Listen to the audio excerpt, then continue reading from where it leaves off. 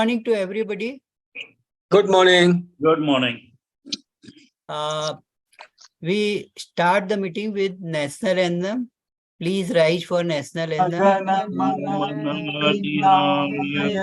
जय हे भारत भाग्य विधाता पंजाब सिंध गुजरात मराठा द्राविड़ उत्कल बंगा विंध्य हिमाचल यमुना गंगा उच्चल जलधिधरा तव शुभ नाम जागे तव शुभ आशीष मांगे गाहे तव जय गाथा जन गण मन नायक जय हे भारत भाग्य विधाता जय हे जय हे जय हे जय जय हे.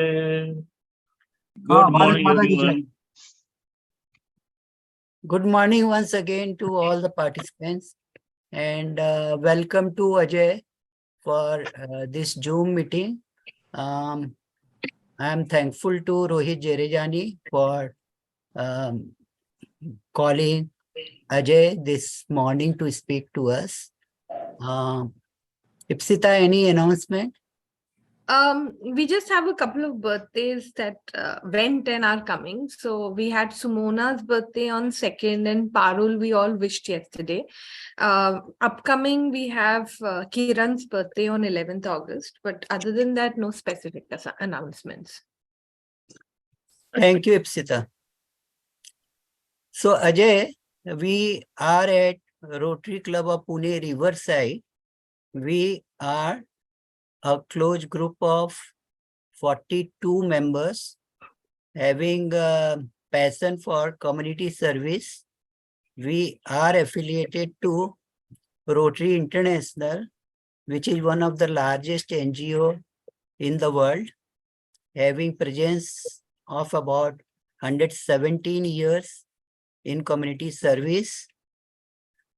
We are 37 years old club, and our members with their expertise, skill, time, money, efforts, and money, we undertake large community projects like for village upliftment, construction of dam, etc. We have our weekly meetings at Sheraton over breakfast and call different speakers, national and international, for catch up with different topics and share the knowledge amongst us. We are thankful to you for sparing your time and coming to our club for speaking to us. I would request Rohit Jerejani to introduce you. Thank you, Umesh. Good morning, friends. Co-founder of HCL, Dr. Ajai Chowdhry embarked on an exciting journey with 5 others over 4 decades ago, with a vision to create India's very own microcomputer.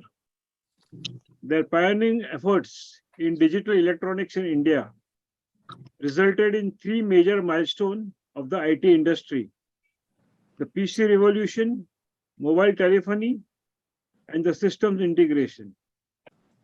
Regarded as the father of the Indian hardware, he has been relentless advocate to self-sufficiency in electronics. He continues to serve on several government committees working towards making India the electronics hub. For his contribution, he was conferred with India's 3rd highest civilian award, the Padma Bhushan, in 2011.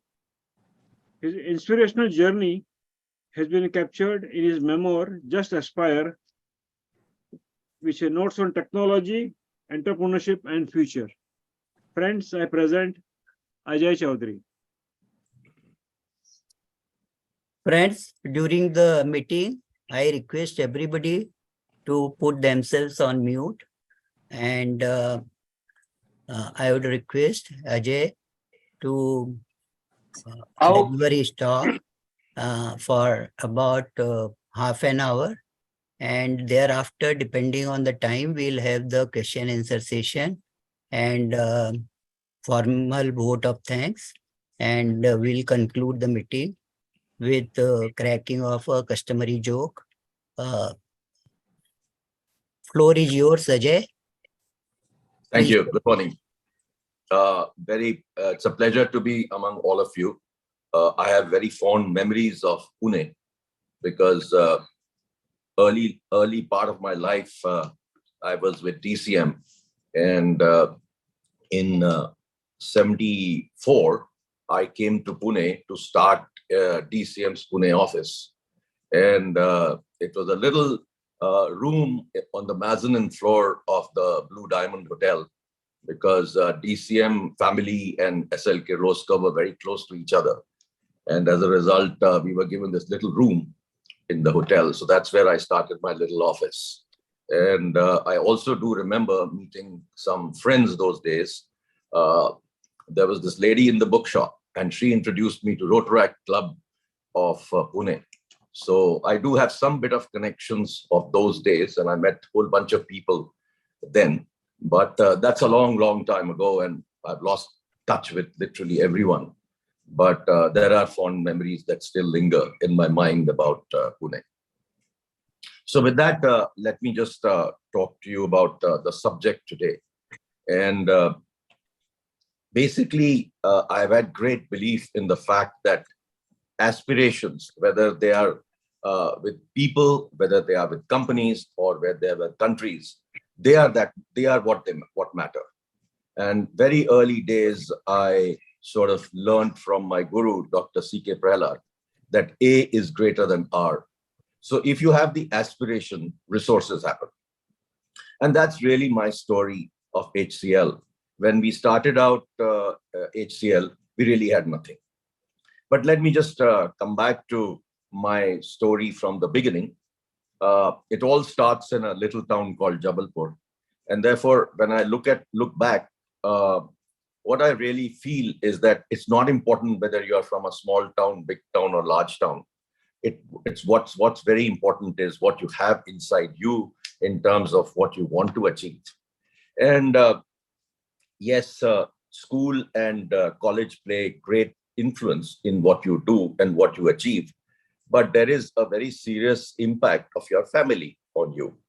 So just to give you some view, my father was an author, poet, and IAS officer. My mother was very good in music. My sisters were good academicians and teachers and musicians. And my brother was in marketing. So all these influences played upon me. And educational, cultural, my music, my interest in music started since then, because my sister used to be a classical musician and my father used to write poetry in Urdu. And every morning when he had finished a piece, he would hand it over to her and she would actually tune it.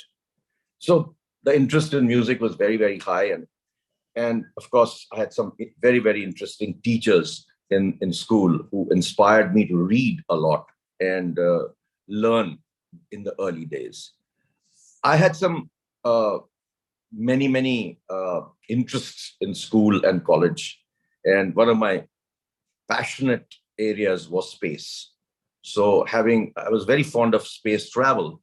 And I used to write, those days there was nothing called internet or anything else. So obviously I would write a letter to NASA and request them to send me pictures on space travel. And all my room was sort of surrounded by pictures of various spacecrafts. And I actually remember when Armstrong landed on the moon, I was actually listening to it on a radio. And I was a very ardent shortwave listener. And that's what sparked my interest in communications in those early days. Having finished college in 71, those days getting a job was very, very difficult. But I had been really influenced by my brother into thinking that although I'm an engineer, I should look at sales and marketing as my career. And so very early stage, I decided that I will only apply for jobs in the sales and marketing area. And waited for 6 months. There were no jobs available. Those were very difficult days. And then suddenly 1 week, I got 3 letters saying, come to Delhi for interviews. So off I went to Delhi 3 weeks later and appeared for all the 3 interviews and got all the 3 jobs. And one of them, incidentally, was from a company in Pune called J.N. Marshall. And 2 other jobs were from the DCM group. So having done electronics and telecommunication, I decided that DCM data products made a lot of sense. And so I picked up the job for DCM data products. Well, if I hadn't done that, the course of my life would have been very, very different, because that's where I met my co-founders of HCL, Shiv Nadar, Arjun Malhotra, and all of them. And that's how in 1975-76, we took a call to leave DCM and start our own company called HCL. Those days, there was nothing called a startup. There was nothing called VCs or angels. And the resources were very, very limited. So the A is greater than R absolutely applies to us, because not only did we have no money, we also didn't have a license to make computers. And so we started a little marketing company to get some cash flow. And in the meantime, started thinking about how to get a license to design and make computers in India. And having looked around, we suddenly found that UP government was sitting with a license. So we approached them and said, why can't we join hands and create an organization? And that's how Hindustan Computers Limited got formed. It was a joint sector undertaking with UP government. And we started with, as I said, a very little money, 1.86 lakhs is all we started with, 6 of us. And so having got this joint sector undertaking, getting some loans from UP government's finance company became easier, and recognition by banks also became easier, because you were a joint sector company of a UP government organization. And so naming the company was also an important task, and we very clearly wanted India in our name. So Hindustan Computers Limited was born. Now, at the time we started, there were just 100 computers in India. And therefore, we felt that there's a huge, huge opportunity to create a manufacturing company to make computers in India. And just so happens a year later, George Fernandes came around, Janta government, etc., and he asked IBM to leave the country. And as a result, the market completely opened up, because IBM was selling old refurbished computers in India. And we decided that if we took the microprocessor, we would be able to change what was happening in computing. And that was the time that microprocessors were just making their appearance. So we actually designed a 4-bit, can you imagine, 4-bit microprocessor-based scientific computer. And we decided to market it into engineering and research institutions. We started marketing even before the product was ready. And we sold our first 20, 30 products, even without having a product to demonstrate. And that called for a lot of guts, but we did actually achieve that. We went to different IITs. We appealed to them to say, we are a bunch of engineers. We are just starting out, and we are looking for business from you. So as a result, we got a very good start. And later on, we created many, many products in commercial computing. We actually created a product that would help us get into IBM's customers.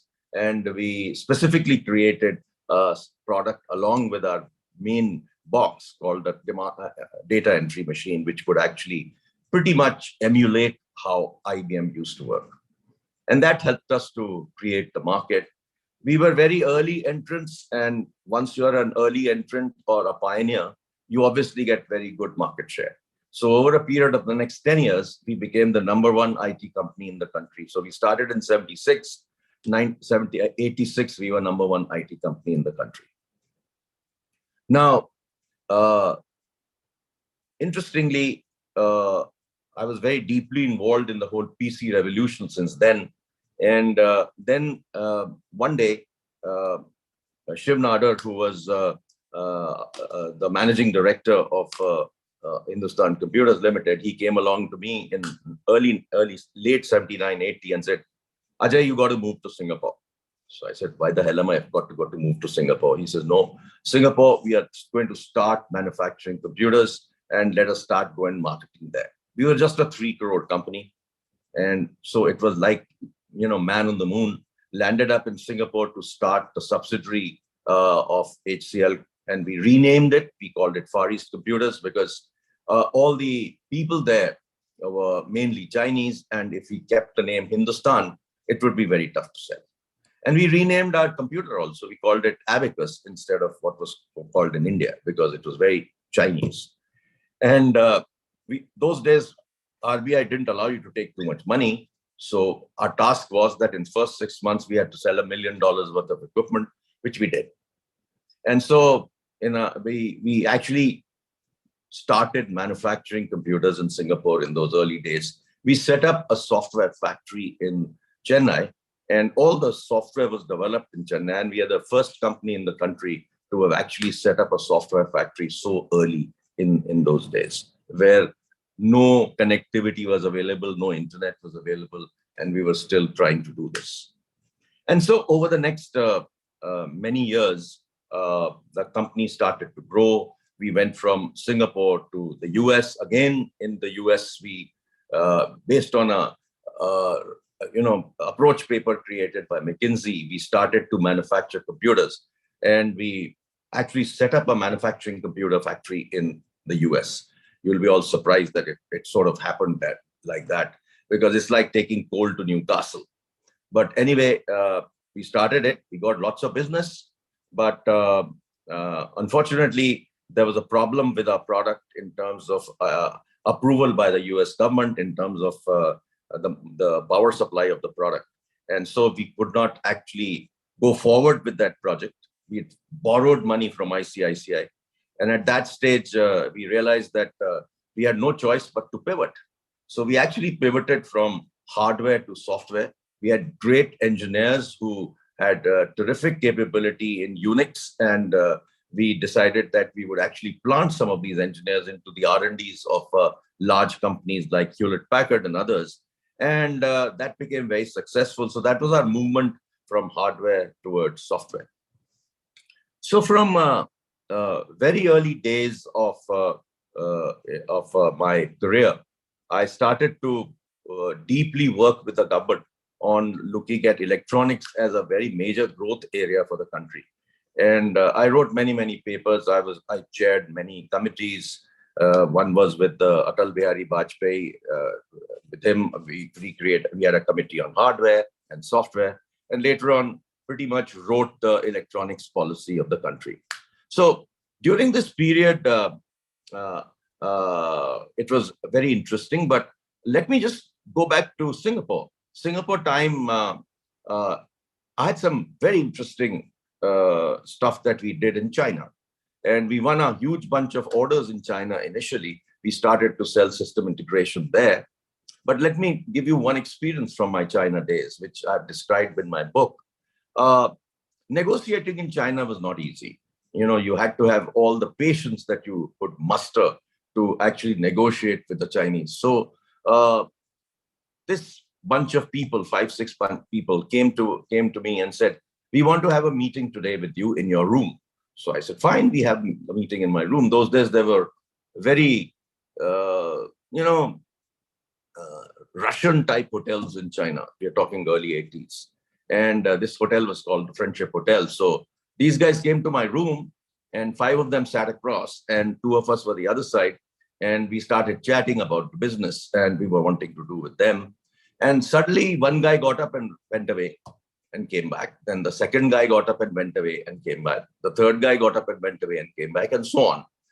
And after the meeting was over, I asked my colleague from Singapore who understood Chinese, Mandarin. I said, what was happening? He says they were having a fine time in your room. They were having a shower in your bathroom. And that was the only reason was that there used to be only, communal baths in China those days. And these guys were enjoying my bathroom.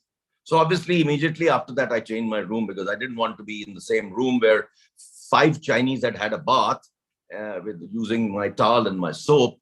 So obviously, those kind of influences, those kind of experiences are what makes China so interesting.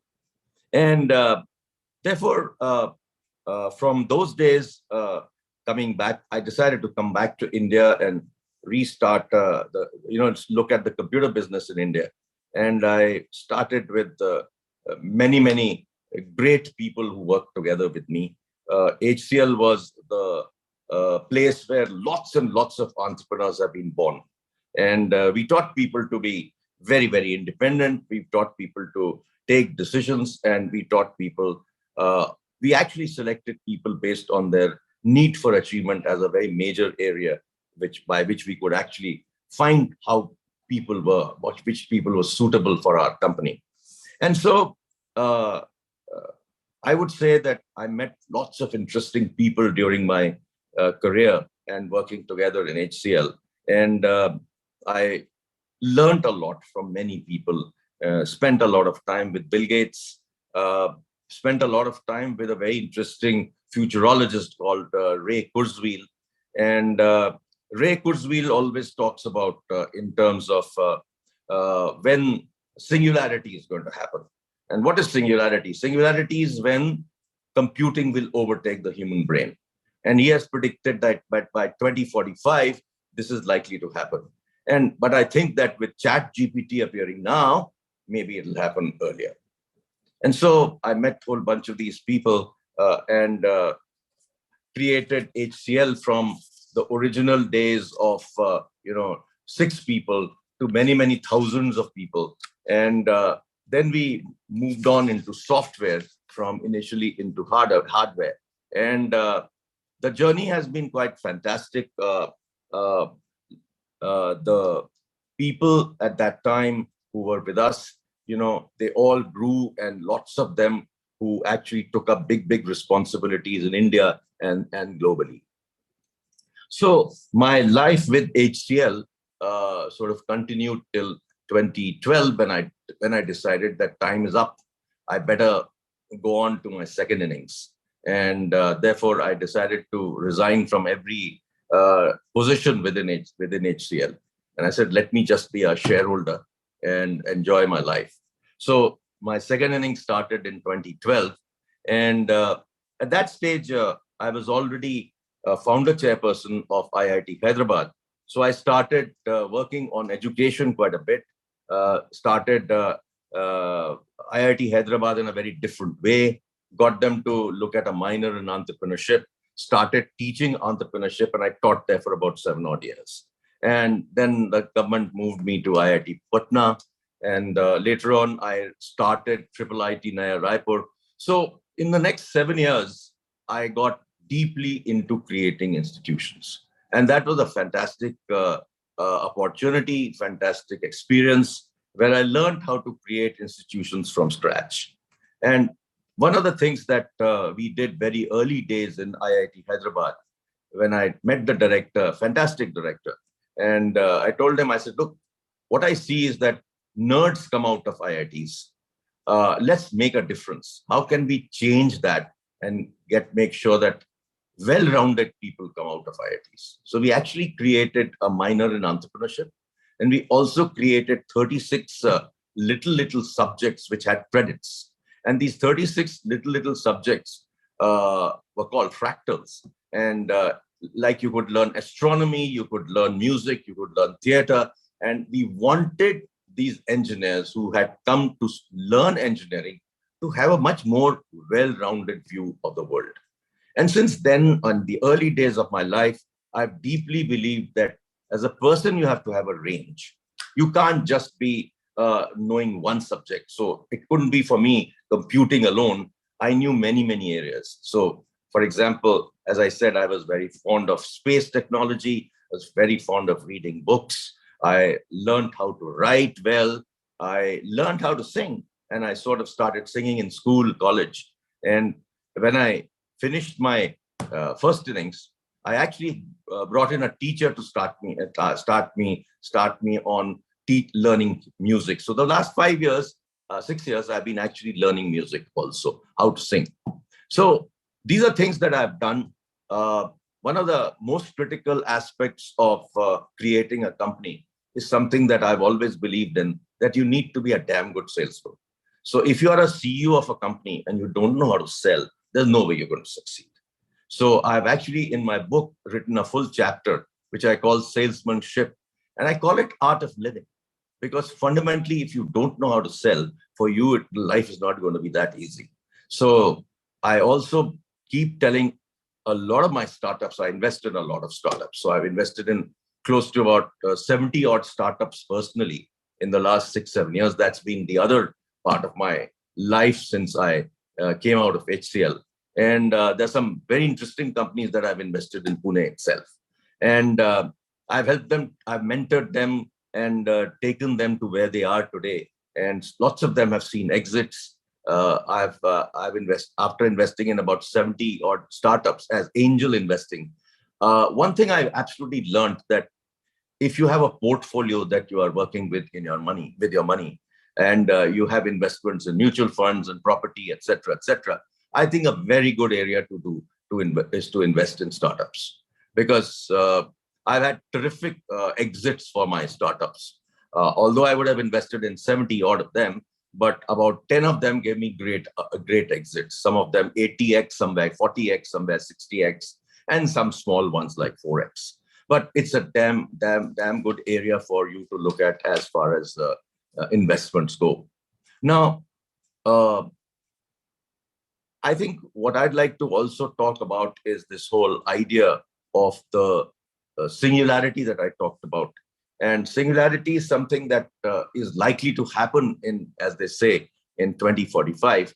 But the futurologist that I've been following, Ray Kurzweil, also talks about a very interesting subject on which he's written a lot, which is about how to live forever.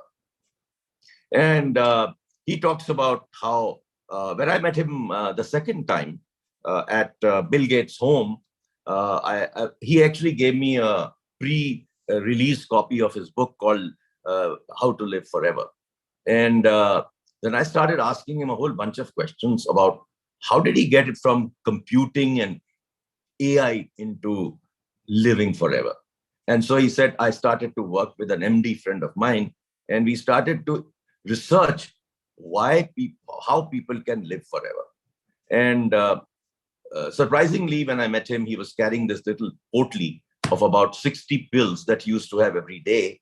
And he used to change his blood every weekend. And he said that I'm 75, but my body parts are 55. So, and of course, he has dreams of recreating his father. So he's kept the DNA of his father through the hair of his father. And he believes that tomorrow technologies will allow him to do that, where the body will be the hardware and the brain will be the software. And you could upload software into the brain at some particular stage. So very interesting stuff, and I've been deeply following these kind of areas for so many years. And I felt that I learned a whole bunch from many of these people. And I absolutely believe that if you stand on the shoulders of tall men, you can really look far. So that's been a very interesting journey till now. And now, of course, I'm extremely still very, very busy, because today my wife says that I'm busier than when I was in HCL. And the reason for it is that 2 years ago, I started a foundation. And my whole objective of starting this foundation with my co-founder of HCL, and this foundation is called EPIC. It's for Electronic Product Innovation Consortium. We have a very strong belief in the last 15 to 20 years, Indian electronic brands have been completely killed. And Chinese have overtaken us absolutely. Like, it's pretty much like what happened by the British. The East India Company came to India to trade, and took over the country. And the Chinese are doing something very, very similar. And to me, Galwan is a wake-up call for India. We need to look at why the Chinese are here, what they are trying to do, how economically they will actually overpower us in many, many areas. So I think we decided to form this foundation. And this foundation objective is to make India a hardware product nation. What happens in the life and times of a country is that you start with low value addition and then you go on to high value addition. In software services, something similar happened. We started with services, and in the last 10 years, India has become a very large country which produces products. 15 years ago, when I used to walk into a conversation in a drawing room, everybody used to ask me, why don't we have Googles and Microsofts in India? And I think the formation of an organization called iSpirit in Bangalore changed everything. And today we have many, many, many software product companies, including Zoho, which is a $1 billion software product company. So as a country, we need to move very clearly from services to higher value addition. And that is something that we are very particular about in my foundation, where we are actually working with startups, we are working with state governments, we are working with central government, and we are creating an ecosystem where products can be designed and made in India rather than importing everything from China. And so that is a very long-term project. It will take us probably 10 to 15 years to get somewhere, but we've got to start, and so we've already started. So I think in my last chapter of my book, I talk about my vision for India and where I believe what India should be doing. But I'm also involved with a group of people where we are actually looking at charting out a course for the next 20 years for India, and how science and technology can be the agent which will help us change India. So we are sort of following what happened in the US when many, many years ago, whenever Bush wrote this great manifesto, which changed the course of America. And so we want to actually do something similar. And we've got some people whom we are working together with to look at what India should be 20 years later. So before I sort of finish about what I wanted to talk about, Ganesh wanted me to give you a view of what is happening in electronics today, what's happening in semiconductors, what's happening with this whole laptop brouhaha that has appeared in the last 10, 15 days. So let me pick up semiconductors. Many, many years ago, in my proposal to the government, I had written that we must have a semiconductor industry in India. We failed to do that. And there was this head of intelligence committee in the US, Senator Ben Salasy. He very clearly wrote many years ago that the next wars will be fought with semiconductors. And so if as a large country, we do not have semiconductors in the country, we are going to be in trouble. And we saw all that happen during COVID period. So as a result of all of this, the government went about this. Now the new government came about and started a semiconductor mission. And I'm an advisor to that semiconductor mission. And what we are doing there is that there's a lot of news in the market for the last 3 to 4 months. Nothing is happening. Foxconn has gone away. Vedanta is not working. None of these things have been successful. Reality of the matter was that literally every proposal that we got was absolutely incomplete. Even the Foxconn proposal, which came through with the Vedanta, they just didn't have the technology. They didn't have the experience. Foxconn is not a semiconductor company. It's an electronics company. Times of India says the big chip company from Taiwan. It's not a chip company at all. So I think this is something that it got wrongly reported in the press that Foxconn was a semiconductor company. So actually, we found every proposal to be deficient on technology, and every proposal got rejected. But since then, since for a long time, we've been talking to Micron. And so Micron has the first proper investment that has been selected and is happening. But you'll be happy to know that there are lots of new good proposals that are coming into the government. And we expect that in the next 6 to 8 months, we will get that going. A lot of people keep saying on newspapers keep saying, oh, Europe is investing so much more. America is investing $80 billion. India is only investing $10 billion. They just don't understand that our proposal, our strategy of $10 billion enables people to get 50% off for their capex. And each state is giving them 20%. So 70% of the total capex of semiconductors is being provided by the Indian government. And therefore, Indian government is not going to take a decision unless they're absolutely clear about the business plan of the companies. So I think that is going to be a very critical aspect of taking the right decision. And unless the organizations come up with the right technology, India is not going to take that decision, because India is spending 70% of their capex, and their business plan has to be robust. They should be able to give a very good fix to say, okay, in year 15, we are going to break even. It takes that kind of time to break even in the semiconductor industry. So I think those are the reasons why it looks as if India is not doing enough. But let me tell you, India is doing a lot. There's a lot of stuff happening around creating people for the semiconductor industry. There's a full report and a full plan to create people for the semiconductor industry.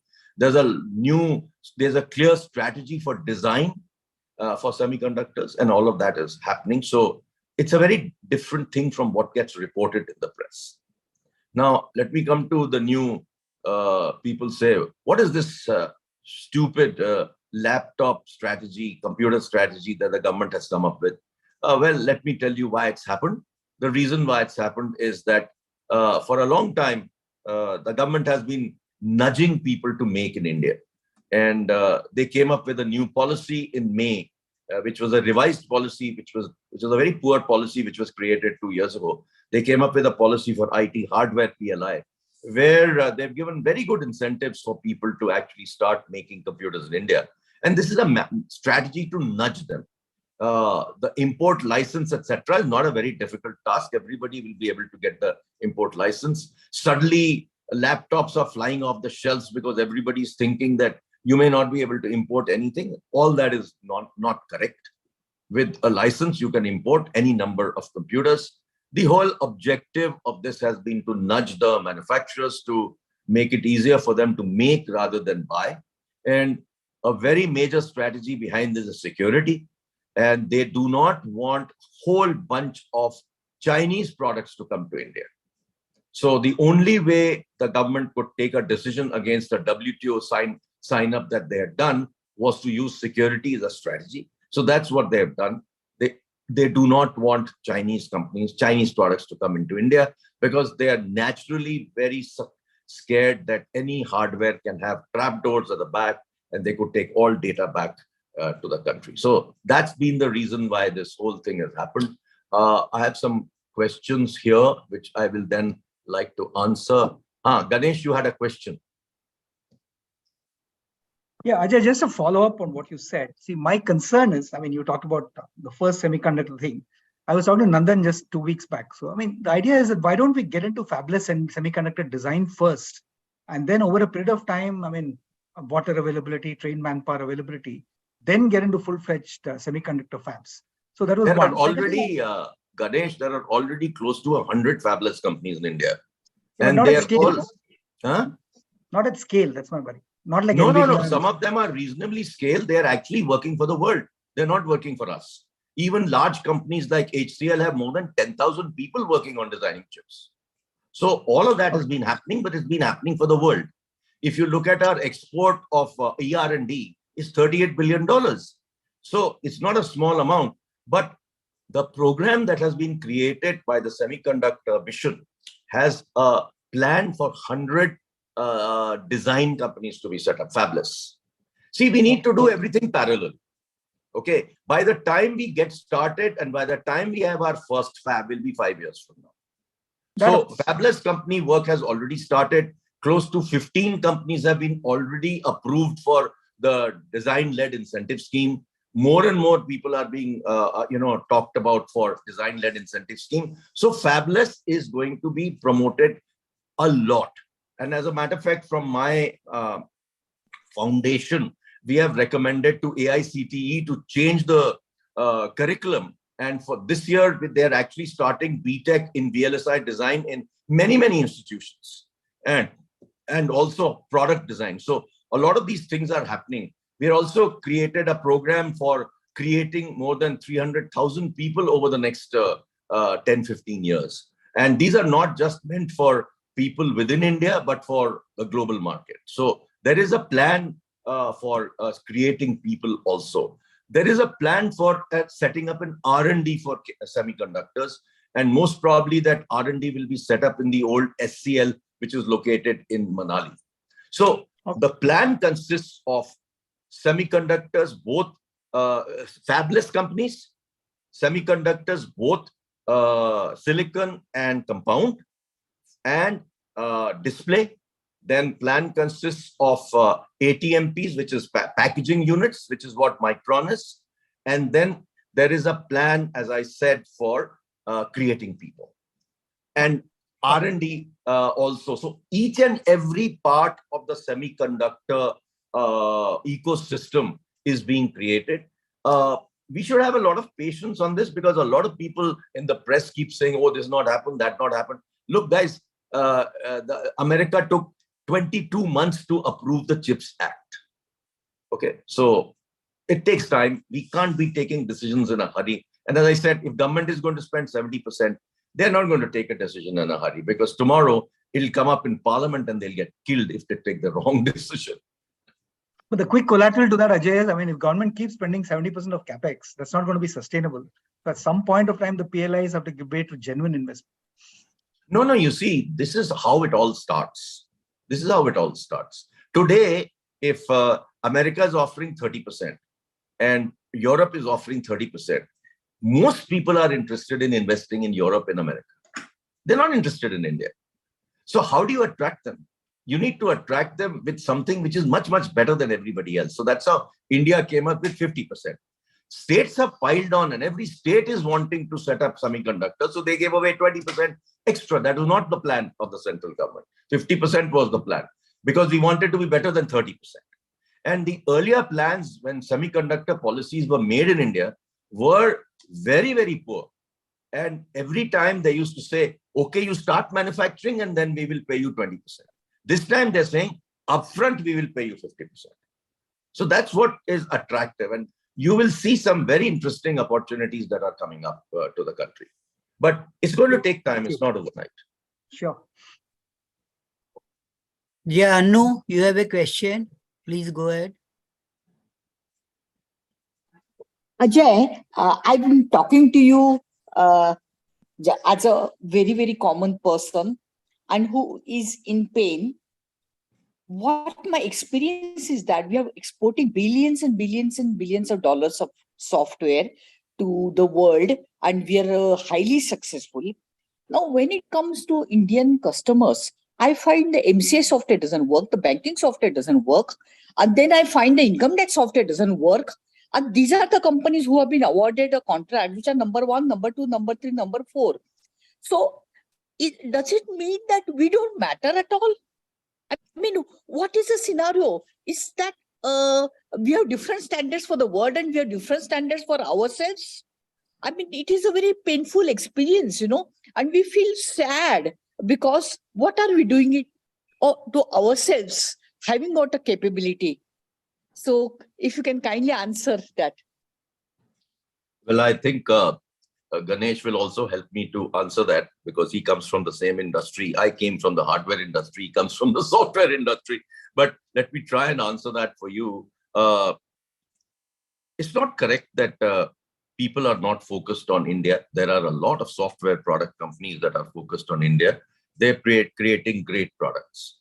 And you look at the company I talked to you about earlier, Zoho. Zoho is a very successful software product company. And they sell in India and they sell abroad as well. And so there are companies and there are companies and there are products and there are products. I can't comment on a very specific product, but maybe your personal experience has not been good. Change your product and look at something else. Indian products are now getting to be world-class. They are being recognized. I want to tell you something. Today, the digital infrastructure in the country, which has created products like UPI, is the best in the world. There is no other country, including America, that has the digital infrastructure that we have. So let's be very proud of what we have created. There are about 8 or 10 products in that what are called India Stack, and these products have all been created in India for the Indian market, and they're doing extremely well, very, very successful. Today, you are able to transfer money at the drop of a hat. All that happens because we created something called UPI. So I think it's a question of experience, it's a question of selection, and I would not put down software companies of India at all. As I said, there are some terrific examples of great success of Indian software companies. And as a country, we need to move from services to products. That's my thought, and that's where we believe country should go. So Ganesh, Thank you. do you have something to add on? No. I completely agree with what Ajay said, because I mean, Zoho, for instance, I mean, if you look at the market leader, which is Salesforce.com in the whole CRM software, I mean, Zoho is superior as a product and $1 billion company. So we should be very proud of that. And what Ajay said is absolutely right. I mean, if you look at the digital India, I mean, the India stack, as we call it, I mean, first it was UPI, and now, of course, there is this open network for digital commerce.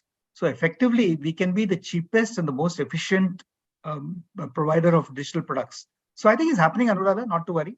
I mean, we all, of course, crib about the banks, and I hate HDFC. Many people hate State Bank of India. I can't afford to hate State Bank of India.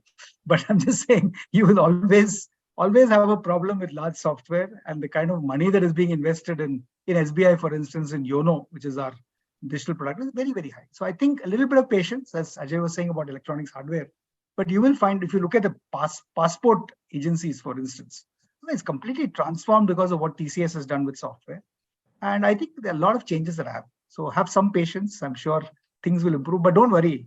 I mean, creaky software or not working software is true all over the world. It's not just in India, because software is buggy. It has tendency to have some flaws, but I think we're getting there. I would say today we are 90% there, but have patience with the last 10%.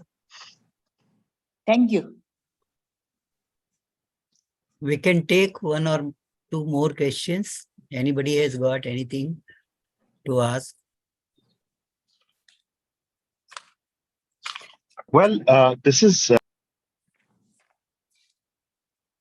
Amit, you went on mute. Yeah, so sorry. So I just wanted to make a comment that thank you to veterans like you, Ajay, to people like you, Ganesh, who have made our country what it is. I owe my success to these organizations that you've created. I changed my career track from being a pharma sales guy into IT-enabled services world, from GE to Wipro, Spectramind to Infosys. It's all because of people like you. So thank you so much for doing what you've done to our country. Thank you.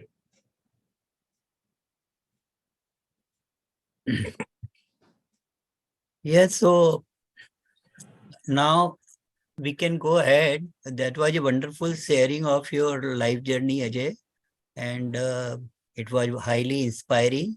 I would request Ganesh to propose a formal vote of thanks to you, and then we'll conclude this session. Thank you, Umesh. And since we have a little bit of time, let me wax a little eloquent, because I mean, as I said, Ajay and I know each other for a long time, and we've also had multiple arguments on, I mean, did the whole protection or the whole STPI policy, what heard of N. Vittal, who created the software technology parks policy, that in a sense created the software industry. But in that sense, and many of us are guilty of that. I mean, we lobbied for free hardware imports, etc., and especially for the software technology parks. So it did create a sense of loss. I remember when I started my career, there were 3 large computer hardware manufacturers. There was HCL, and there was Wipro, and of course there was DCM and a few others. I bought my first computer from a Bangalore company called PSI, which then later got acquired. But very quickly, I mean, as Ajay himself said, I mean, HCL made a killing with HCL Technologies, one of the largest and successful companies. Similarly, Ajay ran HCL Infosystems, which was also a local, largely software company. But apart from that, I think if you look at what happened with Wipro, who went totally into software, and a lot of other companies, even Tata's, Tata IBM, and now it's IBM. So I think we have found that hardware has taken us backseat. So that is a reality. Somebody's got his somebody's not on mute. Thank you. Yeah, sorry. Thanks, Anuradha. No, I was just saying that. So I think there has been, and Ajay and I have discussed this, and he has been lamenting the poor infrastructure and hardware infrastructure policies for a long time. So I'm delighted, Ajay, with what you said today, because obviously you're totally on top of it. And for all of you, the Ministry of IT has this software technology parks division, and they'd invited 4 of us to speak at their birthday, if you will, in Delhi about 2 months back. And that's where I last met Ajay. So Ajay has always been very forthright, very candid. And if Ajay is coming up with so much optimism as he has done today and in his book, I think we all have good times to wait for. Ajay absolutely is right when he says that today the digital infrastructure we are creating in India is second to none. And as all of you have heard Prime Minister Modi, we're talking about the National Optic Fiber Network.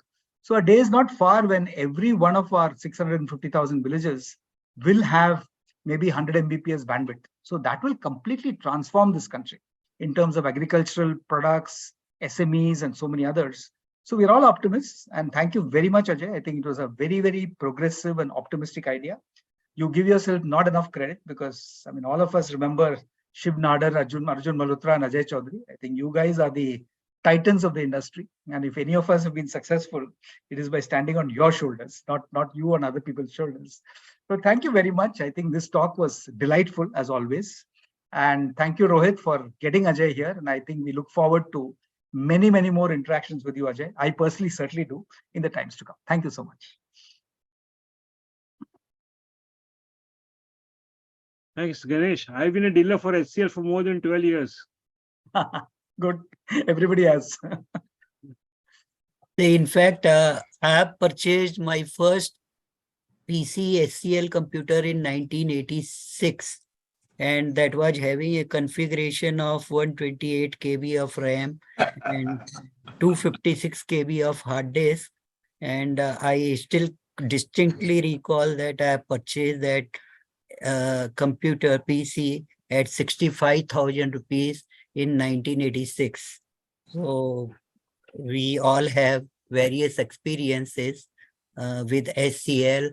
One of our members, he is the large distributor for SCL hardware in Pune. He is there in this meeting with us, Kunj Tibrewal. Hi, Kunj. So I'm not the HCL, we are for the HP. Okay.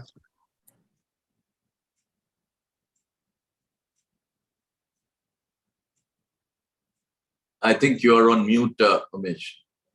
Umesh, you're on mute. Sorry.